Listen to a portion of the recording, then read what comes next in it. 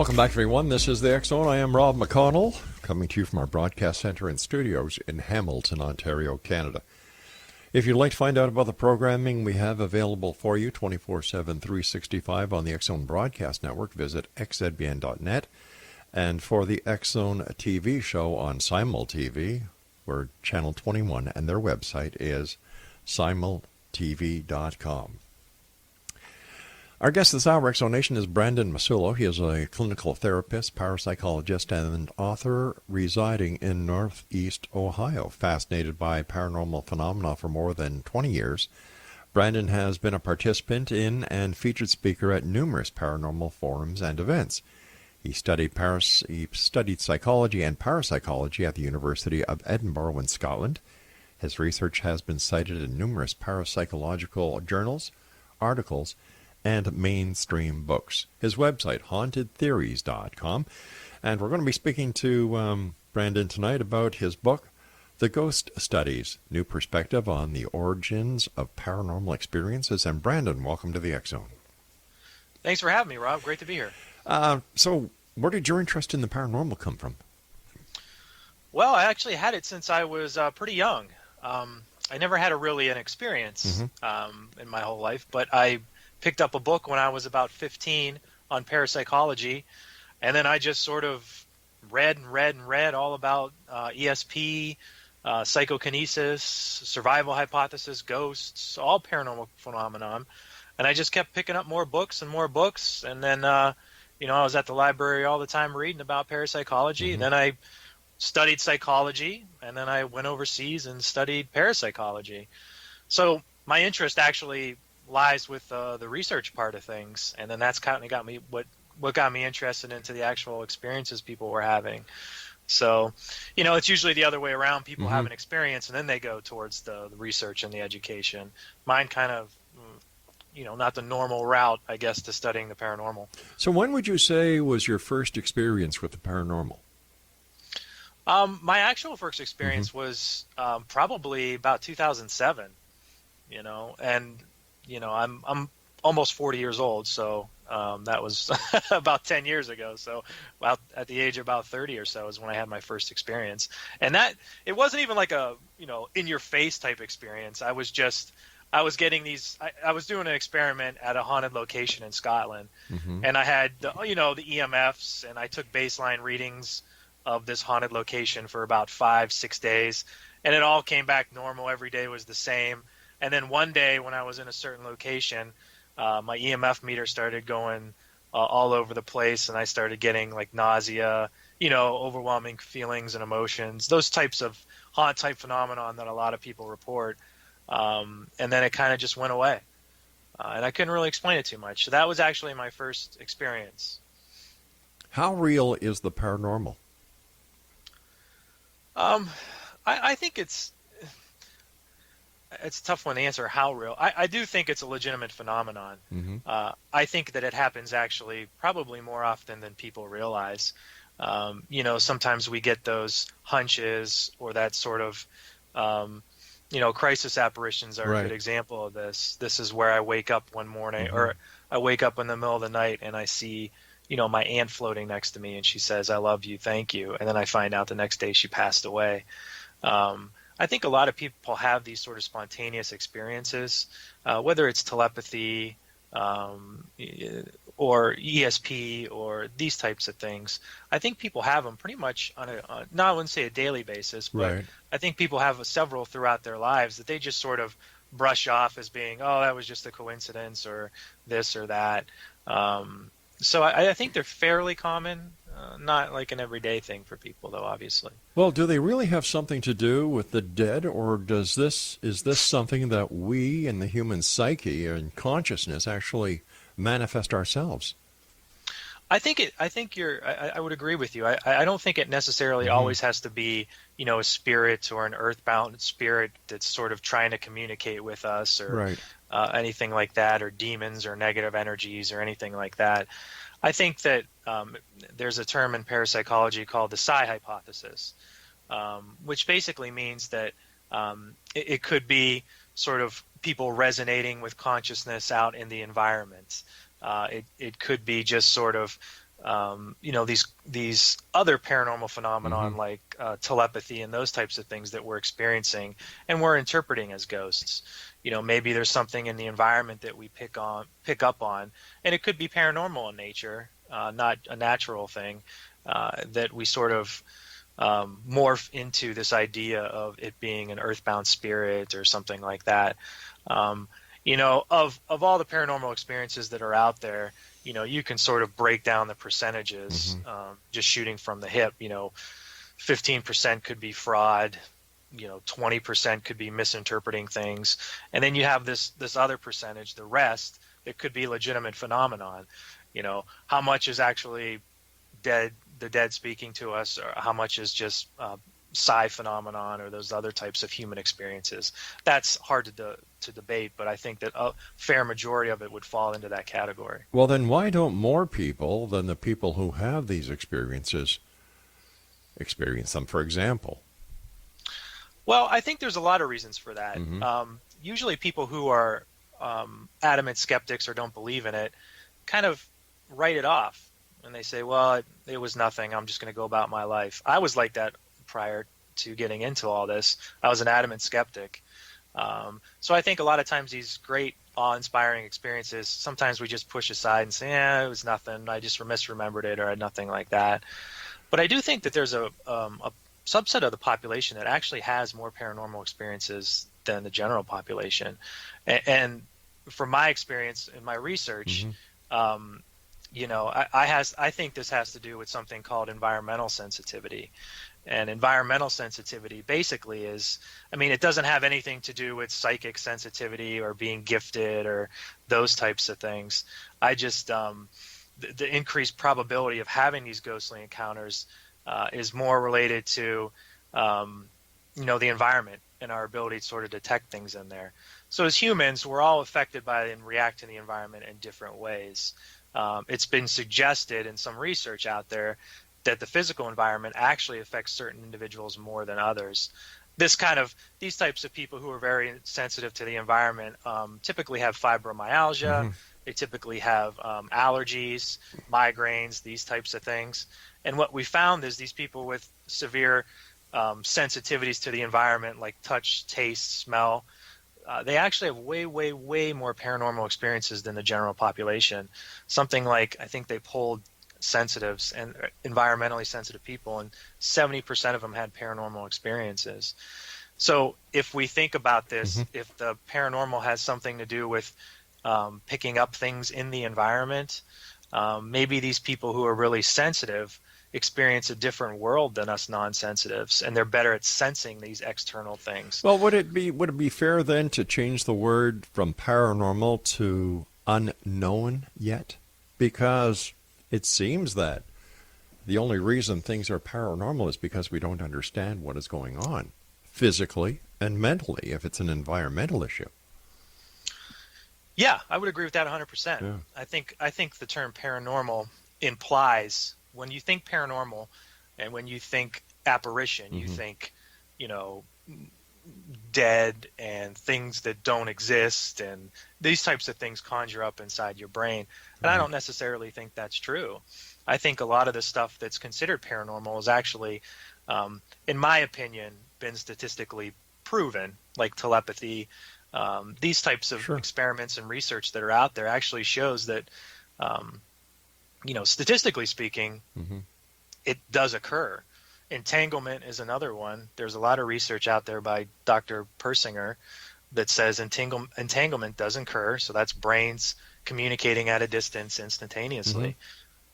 So these stuff is not, I caution to say proven, but the statistics say it's possible. And these are things that probably we've had all of our lives. We're just sort of now being able to have machinery or sensitive enough to pick up on that. So I would agree. Paranormal kind of elicits that mysterious sort of, abnormal type thing, when actually it's probably something as simple as we do every day. Yeah. All right, stand by, please. You and I have to take our first break. Exonation, our guest this hour, is Brandon MASSULLO. And if you'd like to get a hold of Brandon, his website is hauntedtheories.com, and he's got a new book out, Exonation, The Ghost Studies. New Perspectives on the Origins of Paranormal Experiences. Great gift for anyone this Christmas who's into the paranormal or into parapsychology. Once again, the book is entitled The Ghost Studies, New Perspectives on the Origins of Paranormal Experiences. And Brandon and I will be back on the other side of this break as we continue here in the X Zone from our broadcast center and studios in Hamilton, Ontario, Canada. Don't go away.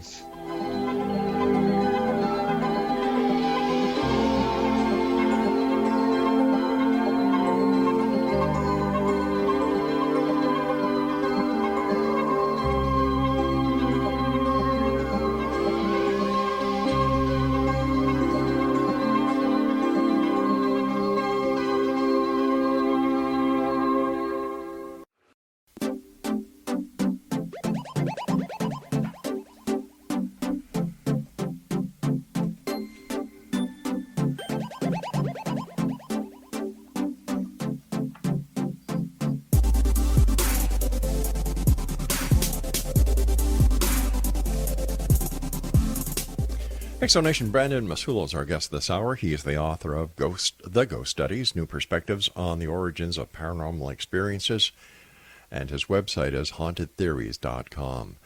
Brandon, has there been any studies done, to your knowledge, that correlate the advancement of wireless technology, cell technology, microwave technology with the increased occurrences and experiences of paranormal phenomenon? I can't think of anything off the top of my head, Rob. I'm curious to know what your thoughts are on that. Well, it seems that as technology has increased, and we all know that, the microwaves emit frequencies, and we know that they're not very good for us because you go to a gas station, it says, please shut off your cell phones while refilling your car. There have been medical studies done that show that children who use or hold cell phones to their heads may, have something go wrong with them. Doctors and engineers, tell you not to have a Bluetooth or wireless telephone or whatever beside your bed at night. And it seems that with as technology increases, the wireless, so do people having paranormal experiences, whether it's seeing UFOs, whether or not they are claiming to have an alien abduction or having an experience with the other side. I'm just wondering if anybody has taken a serious look and said, increase in wireless technology, increase in claims of the paranormal.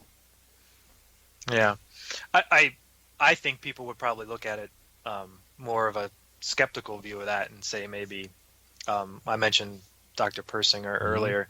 He's a I think he's a neuropsychologist. Yeah, he's up here in Laurentian University. I've had him on the phone a number of times. Yeah. Oh, sure. So that's that idea where magnetic fields or something in the environment could mess with your brain and cause these experiences to happen. So if we have more technology around that has the possibility with fluctuations to sort of mess with our internal wiring, that could cause an increase of those types of experiences. That could be one of the skeptical reasons to look at it. But is it skeptical or realistic? I would probably say realistic. I've definitely, every time I go to a paranormal conference or something like that, I always hear a team talk about how they removed a clock or some sort of instrument from a room, and then after that the experiences went away for the family. I don't know, do I put a lot of credence into that? I'm not sure, but I think that we all know sometimes people who are really sensitive to these electromagnetic fields in the environment, they sometimes can get sick when they're around things that give off high energy. Yeah. And even if it could be low energy or low magnetic fields or EMFs just fluctuating at a certain level, and that can cause the haunt type experiences. Because I think I'm sorry. I was going to say, I think Persinger's research showed that between 10 milligauss and 40 milligauss at fluctuations is what caused a lot of these phenomena for people. And that's actually pretty low. I mean, you'll find 10 milligauss around your house. It's not that hard to do.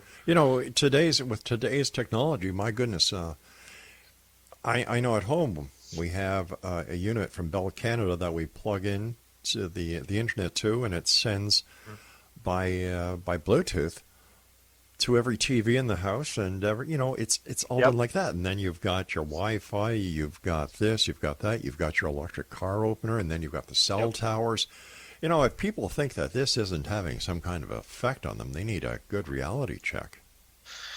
Yeah, I agree Yeah. 100%. One of the things that got me into this research was a book I read by I think he's an astrophysicist from Oxford, Michael Shallis.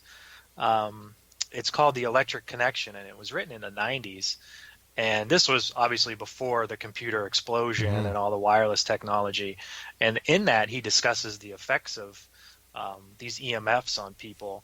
And then Dr. Robert Becker, who wrote Electrodynamic Man, or I don't know, that was Dr. Leonard Kravitz. But anyway, he did a lot of research on how EMFs affect us as well. And he went up, so I I see this as my normal day to day sort of. I want to avoid these things as much as Sure. possible, and then I stumble across, kids 25 and younger who are just surrounded by it all day, from the wireless laptops to the phones to the Hmm. games they use. I mean, they're not ever not by things like that. And I go, man, what's so important to me on a daily basis to avoid, like, to them is just a normal part. Their brains are just adapted to that whole thing. And is that positive? I don't know, but no one's telling them, and this is through the government or through science. No one's telling them that it's not good for them. They're just telling them, yeah, it's fine. Don't worry about Well, it. of course, because people are making money, and you don't want to spoil anybody's cash flow, for goodness sake. Yeah. And I often wonder, like, and I wasn't around for this, Hmm. but like cigarettes were, everyone was smoking Yep. cigarettes, and then at some point it was like, no, like what made that, because you mentioned money and things, like what made that switch from cigarettes are the best to nobody touch a cigarette? I often wonder about that. Yeah. I wish I would have been around to kind of get a little better idea of what was happening then. So, as a parapsychologist, where do you see the direction of the investigation into these events that people are reporting? With all the technology that's available these days, Mhm. is it the lack of experience? Is it the lack of knowledge? Is it the lack of proper investigative or scientific investigative techniques that are lacking and not bringing forth the evidence? Or is it that no matter what you do, the evidence won't be found? Well, I think I'll use the word paranormal, Okay. even though we don't both like it. But paranormal phenomenon is very challenging Hmm. to sort of research in the normal scientific way, because it's episodic. You can't do it at will. Right. Sporadic. All these things that the scientific method really hates. So it's really, really hard to study and really hard to get investigative techniques that are sort of universal for everybody. But I will say where I think the research is going, and I've seen it in the last probably 10 years, consciousness really seems to be one of the big things that's come out in recent times. And this is all the way from Dr. Dean Radin's books to sort of the wave of consciousness. And you're seeing it a lot, even in mainstream, with physicists, and they're starting to question this idea of consciousness being internal and possibly it being external, with the global consciousness project and sort of collective consciousness and Rupert Sheldrake and all this. So I think that that's really where science is moving. Hmm. And obviously, if consciousness is external and there is this global consciousness, that really opens the door to the possibility of ghostly encounters. It opens the door to telepathy. All these things really happen because of that. And I also really see things going. We mentioned the technology that's always around us. There's a lot of negatives to it, but hey, if I have something on me 24/7 and the technology keeps advancing, you know, in paranormal phenomenon obviously happens spontaneously. If I'm hooked up to some sort of machine that's doing my blood pressure, it does an EEG, does an EKG, does some sort of brain imaging, and I have a paranormal experience. Now I have all this data associated with it that you can't really get in science nowadays. So they don't have me under like an MRI machine or a fMRI machine with my Brave when I scanning my brain when I have a paranormal experience now. But in the future, I think with technology increasing, we'll probably get more data when these experiences do occur. And then we'll be able to pick out some variables that happen and then so forth and so on. And that's really where you develop a hypothesis and a theory. What is your take on the premise that some ghosts are like caught in a loop, a magnetic loop, and their appearance can actually be timed and gauged to when they're going to appear? Like a residual type apparition? Mm-hmm. Yeah. Well, I actually, with those types of experiences, I think those are probably the best to get the most information from. And I actually think that that's probably sort of that imprint theory or that place theory is probably one of the best places to start when you study ghostly phenomenon. In my book, I go over some theories, and my theories basically are that when there's a life-threatening event for person A, they send sort of like a telepathic distress signal to person B. Now, the signal for person B sometimes can come in the form of an apparition or a smell or a glowing light or an emotion, like the crisis apparitions we talked about.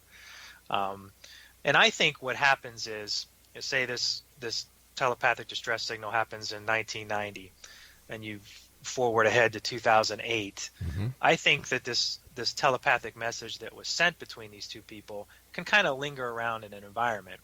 So if I see this vision of my aunt in 1990, I move out of the house, somebody else moves in the house and is in my bedroom, and then they wake up one night and there's this glowing vision of a woman.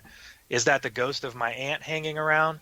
I don't think so. I think it's sort of that imprint of the message that was sent between the aunt and me back in 1990. All right, stand by, buddy. We've got to take our news break at the bottom of the hour. And Exonation, our guest this hour, is Brandon MASSULLO. His website is hauntedtheories.com, and we'll both be back on the other side of this break as we continue here in the X Zone from our broadcast center and studios in Hamilton, Ontario, Canada. Don't go away.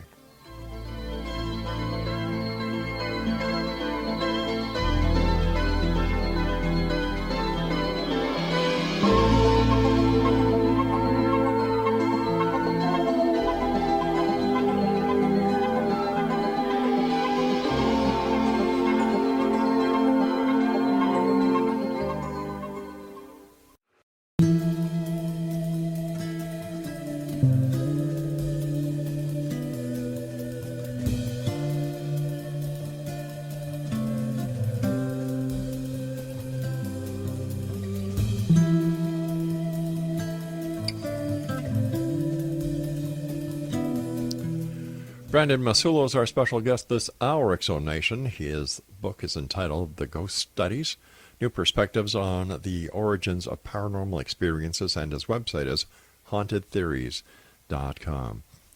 Is it possible, Brandon, that when it comes to thought transference or messages, whether they be from somebody who is having a crisis in their life and family members get the message, or whatever the case is, where there are two living people who are experienced, one is the receiver and the other is the transmitter of this crisis, could there be something in our psyche that allows us to receive messages that just has not been discovered yet? Yeah, I believe so. I think that's really the sort of the baseline question where everyone asks. Like, we all know this phenomenon happens, but no one could explain how it happens or why it happens, right, or what the mechanisms are for it happening. I think that we mentioned Persinger a lot, but his research into entanglement, what he did was he took two people and he sort of manipulated the magnetic fields around their brains, and when he did that, entanglement occurred, or information was transferred. So you had one person in a room that was completely black, and another person in another room that was just a normal room, and the person in the normal room, they were flashing like a light in his eye. And when they put these magnetic fields around their head that were the same, they sort of synchronized.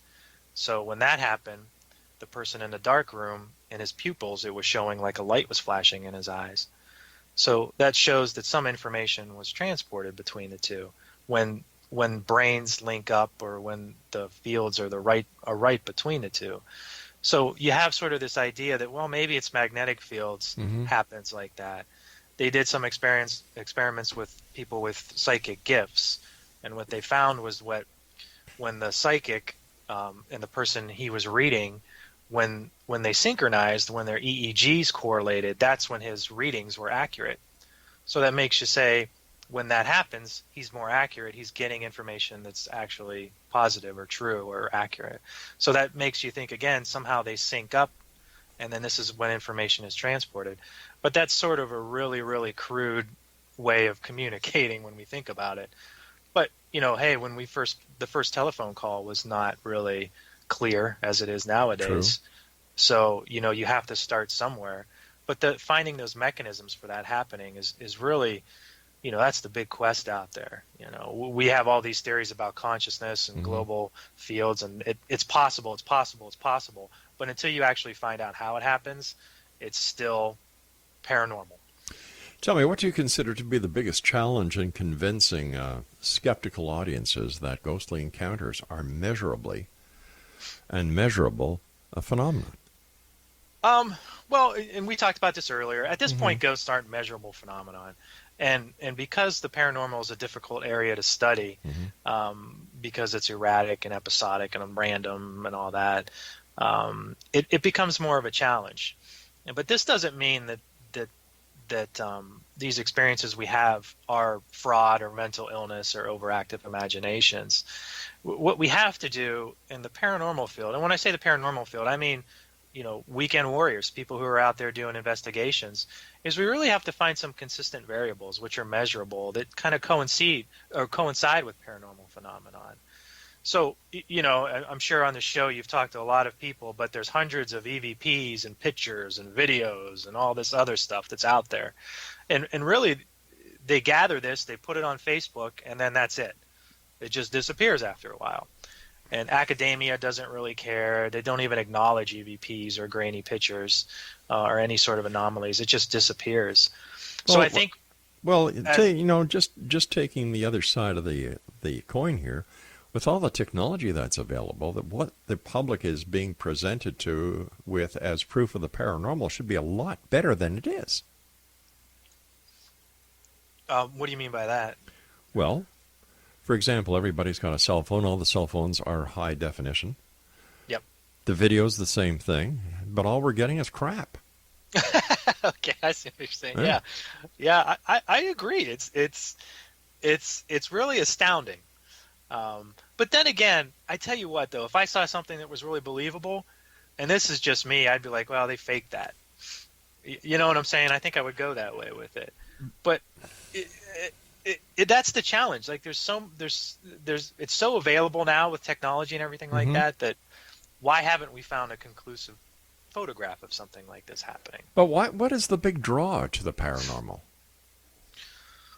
Well, I think it's obviously different for everybody, but I think the one thing is, it's something that everyone can really investigate. So right? It's a hobby. Yeah. I think that's maybe not. Yeah, maybe. I don't know how to answer that, but it's something that we can all do. We all have an interest in. I don't have to be an astrophysicist to, go to a haunted location. I don't have advanced degrees in mathematics or psychology or do anything like this. So, number one, it's accessible. Number two, it's very interesting and fascinating, and it's a mystery that hasn't been solved since the beginning of time. So all these things really combined to really make the paranormal so widespread. Plus now it's a multi-billion-dollar industry.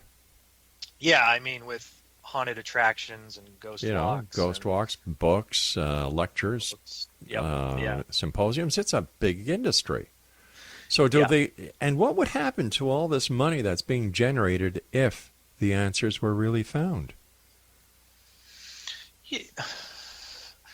I don't know how to answer that one. Mm. I recently watched, and maybe there's a thing that's in development called the Soul Phone. I don't know if you've ever heard of that. It's Dr. Gary Schwartz out of the Yeah. University of. Do you know what I'm talking about? Yeah. Have you heard about that? Yeah. And I watched a lecture that he gave, and he talked about all these benefits that could be happening if we were able to find out that we can communicate with spirits. Yeah. And I started thinking to myself, man, there could be benefits, but man, there's going to be a lot of negatives to that too. Big time.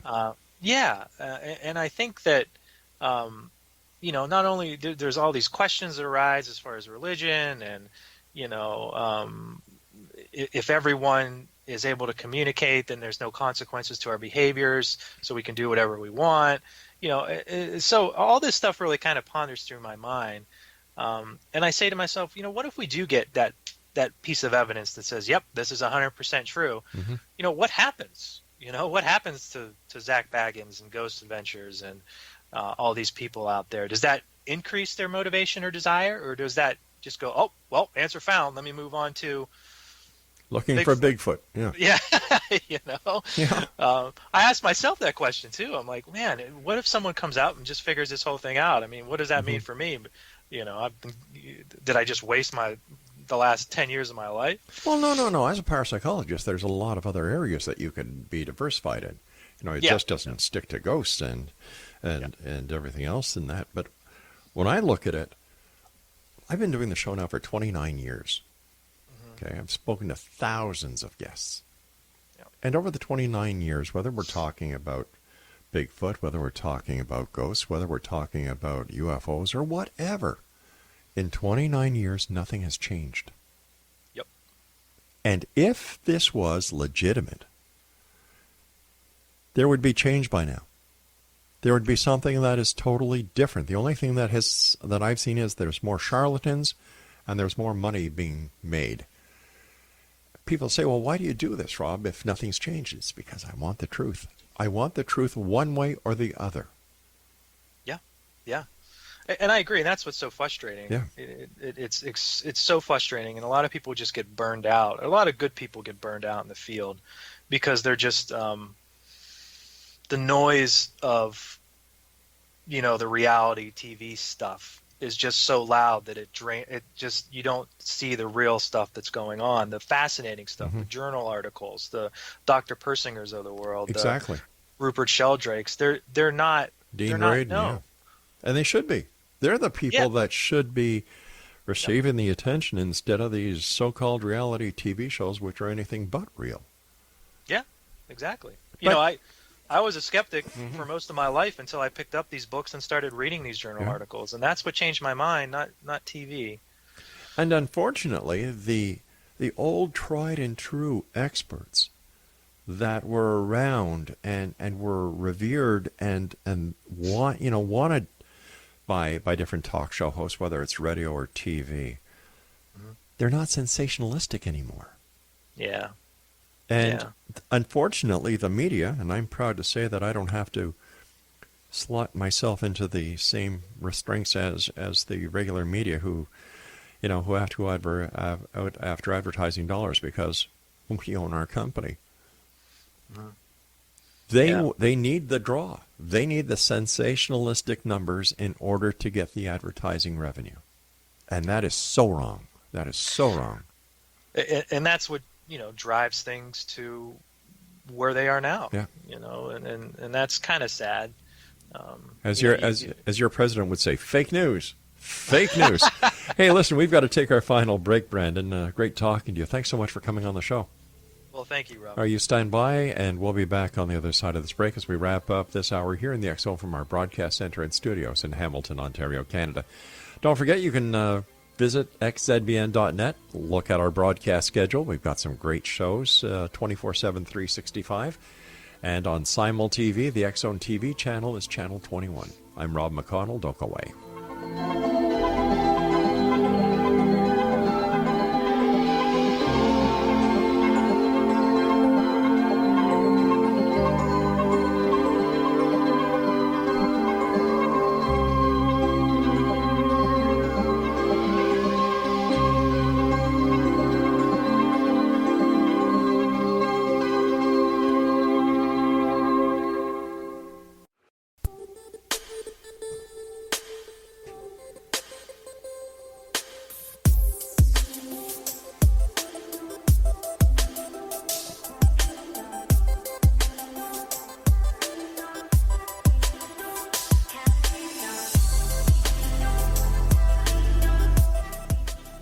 Exonation, Brandon MASSULLO's our special guest. His website is, are you ready, Exonation? Do you have your pencils and paper? There you go, hauntedtheories.com. And he's the author of The Ghost Studies, New Perspectives on the Origins of Paranormal Experiences, a great Christmas gift. And Brandon, where can people get copies of your book? The book's available, obviously, on Amazon.com. If you like to listen to it on your iPhone or in your car, Audible also has it. You can pick it up pretty much, and Barnes & Noble sells it at the brick and mortar stores as well. I think Google Play, basically anywhere you can find a book. Excellent. First of all, thanks very much for joining us. Great having you with us. I love the way you think and how you take a look at the paranormal. So what advice do you have for people listening tonight who are saying to themselves, geez, I'd like to become a paranormal investigator or a parapsychologist, I should say? Yeah, I think if you're really, really interested in the phenomenon, I think parapsychology is really where to go. I always, when I see people out, I say you don't have to get a degree in it, but you can take an online course. The University of Edinburgh has it's almost like an introduction course, but it's taught by Dr. Caroline Watt, and so she's pretty much been in parapsychology for a while. So you just get an idea of what it's like. If you're really interested and you want to go a little bit further, I always tell people get a degree in something that you can get a job in. So that's psychology or engineering or something like that. And then if you really want to pursue parapsychology, for those of us in the States, you really have to go overseas to the UK to get the actual degree or actually do some research into it. But really what you want to do is study psychological research methods, statistics, these types of things, how to conduct experiments. And that's really the foundation. For me, I got a degree in psychology, then I got a graduate degree in counseling, which is where I make my money full time. And then once I did that for a while, I went overseas and got the psychological research methods. It's very challenging to get a full-time job in parapsychology because there's not a lot of positions for it. So most people who do this have a full-time job and then do the research on the side. That's probably the best way to go with it. Why do you think that there are no accredited parapsychology courses in the United States or Canada for that matter? Yeah, I don't know the answer to that because I think it really comes down to funding. And with academia, you really have to get funding for any research that you do. So if you're in parapsychology, the people with the money maybe aren't shelling it towards research in the psi and telepathy and these types of things. So that makes it hard for university departments to have parapsychology. Back in the 70s and 80s, there was some programs out there in the States, but not anymore. And what's weird is when you go over to the UK, like the University of Edinburgh is a top 25 university. Yeah. Darwin went there. They cloned the sheep there, and they're studying parapsychology as well as other places in the UK. But it's taken pretty seriously over there. I don't know why the United States is not like that. It seems to be more materialistic when it comes to their academia and their research. I see this changing, like we talked about. It seems like more and more universities and more of the younger doc students are studying consciousness and things outside the box. So I think it's going to get better. Hey, I always say if you're a university and you put a course on parapsychology in your course book, I guarantee that thing's going to pack up. So you're going to have students that want to go to a course like that. So the interest, I think, is there more than ever because of it being more mainstream nowadays. What is the number one question you get asked when you go out and you do lectures and you meet and greet people? There's the question I feel like I'm always asked is about demons, and I don't know anything about demons. I'll be honest with you. When I look at anytime I study or look into or research an experience, I try to take out any sort of religious connotations that go with it, right? So for what one person might view a ghostly encounter as being positive, another person can view the same encounter as being negative. Right. And when you view something as negative, then you want to put it into a category of, if you're a religious person, negative means demon, positive means angel or Right. deceased loved one giving you a message. So really we take our own psyche and we manipulate our experience into something that could be that way. So when it comes to the demons, I always say, when you start categorizing your experiences Mm-hmm. and you start moving towards categorizing it through your religion, I think that's more of a like a priest and things like that to talk to about things like, just look at the experience, and if it's a phenomenon that's legitimate, that's really where my focus is. I don't like categorizing things as positive, negative, demons, angels, loved ones. I just look at the experience and sort of what it is. All right. In your experience as an expert, what role does a person's religious beliefs play in the realm of the paranormal? Have there been studies done on this? Gosh, there probably are. I can't pull any up in my mind right Okay. now. There's a lot of research into, ghostly encounters being used as a means to cope with things in your life, Mm-hmm. right? I think religion is sort of something that you use to cope with things in your life. If somebody passes, True. knowing that they're going to heaven and they're going to be in a better place and they're not hurting anymore, these are all things we do to sort of help cope with grief that's going on.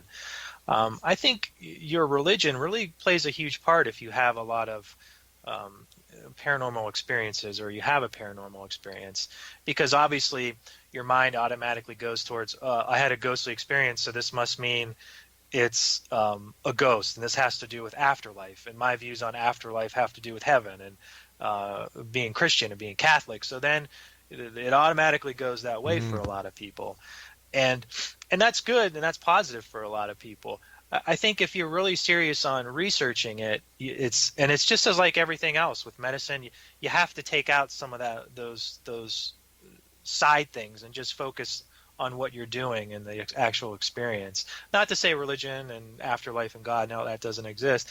I'm saying it can sometimes cloud judgment and make you go towards a certain way. And I think, religion is an important part of everyone's life, and what your religious views are important. So that, and probably every decision you make sometimes is based on, your religious views on things.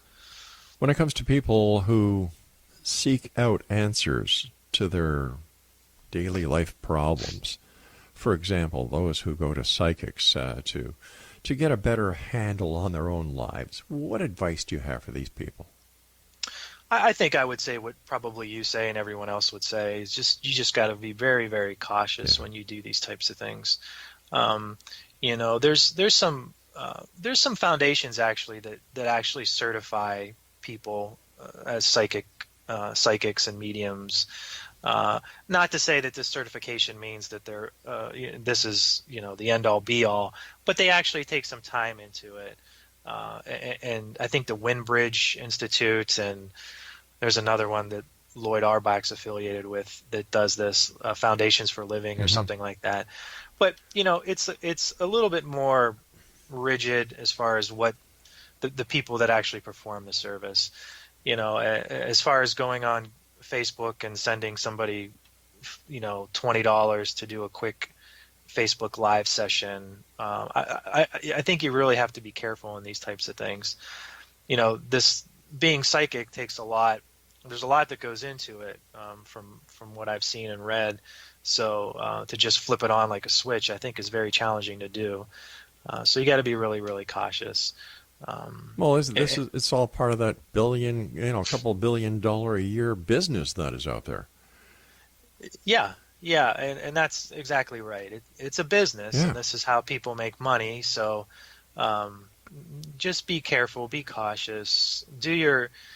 Try to go through one of those reputable places to find these types of things, and not just typing in something and Facebooking something. I think the best way to find anything out is by meeting your best friend at a local pub, sitting down, having a couple of pints, and just having a heart-to-heart. Mm-hmm. Yeah. Nothing wrong with that. No. No. Yeah, because when you look at the psychics, if they give you an insight into something,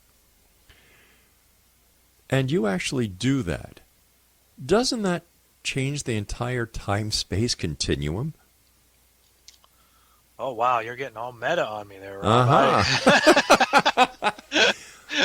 Well, that wasn't very fair of me, but I will have you back on, and we will take that look, because It's been great having you on. I wish you continued success. Good luck with your book, and don't be a stranger. All right, thank you, Rob. It's always a pleasure. You take care, Brandon. And Exonation, if you'd like to find out more about my guest this hour, Brandon MASSULLO, visit his website at, let me see here, hauntedtheories.com. Well, that's it for this hour. As we gain more of our affiliates when we come back right now, you're listening to us on the Talkstar Radio Network, Mutual Broadcast Network, iHeartRadio, Simul Radio, and Simul TV, and of course, the X-Zone Broadcast Network. If you'd like to send me an email, xzone@xzoneradiotv.com, on all social media sites, X-Zone Radio TV. And don't forget, the X-Chronicles newspaper. The current one is now available at xchroniclesnewspaper.com with our compliments, our way of saying thank you for being part of the X-Zone Nation. I'll be back on the other side of this news break. Don't go away.